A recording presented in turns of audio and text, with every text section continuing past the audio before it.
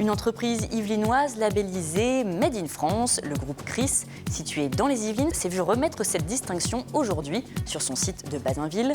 Pour l'occasion, 2 anciens ministres, Arnaud Montebourg et Yves Gégaud, étaient présents. Le patriotisme économique a un sens, il faut l'encourager. Je suis un militant du produire en France, du Made in France. Et je suis venu le dire ici chez Chris, féliciter, encourager l'entreprise, ses dirigeants, ses salariés, ses cadres. Le comité interministériel de la sécurité routière s'est réuni s'est réuni le vendredi dernier. Là. C'est la première fois du quinquennat.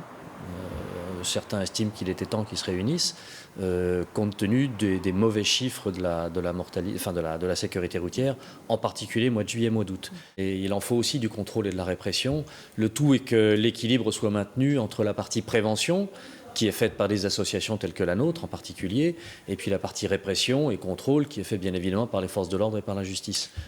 Et l'hôpital privé de Trappes semé aux roses, l'association ADMI, a été cet après-midi dans un établissement pour sensibiliser au dépistage du cancer du sein. Toute la semaine, dans le cadre du mois d'octobre rose, des événements sont prévus. Chaque année, en France, ce sont 49 000 femmes qui apprennent qu'elles sont touchées par cette maladie.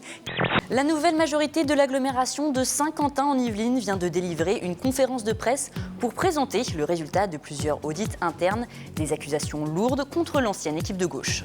Ça fait quelques années que je vois ici, vous savez, le copinage politique, c'est terrible.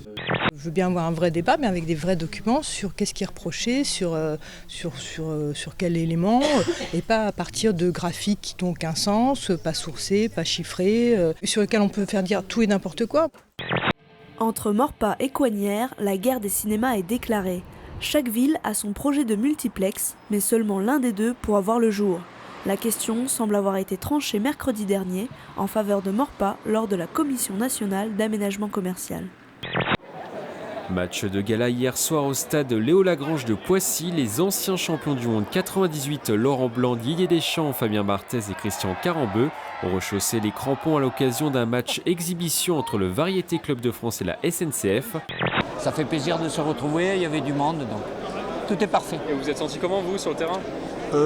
Vieillissant. Pour les novices, est-ce que vous avez quelques exemples de champignons qui sont comestibles, sans danger ? Alors justement, Jérôme Maffer, que l'on a entendu, a été faire une récolte le matin même.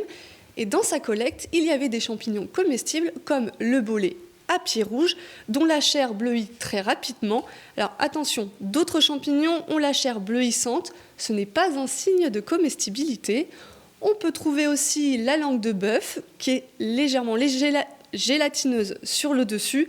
Et c'est l'un des rares champignons que l'on peut consommer cru.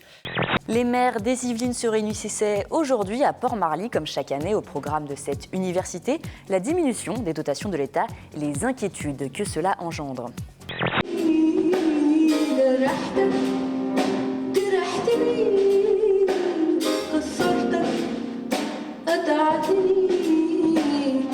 Connue pour ses reprises comme Mon ami la rose, qui lui ont valu une victoire de la musique en 1999, Natacha Atlas retrouve cette fois-ci son public en anglais avec de nouvelles créations, expression d'une intimité profonde, un retour sur scène avec émotion.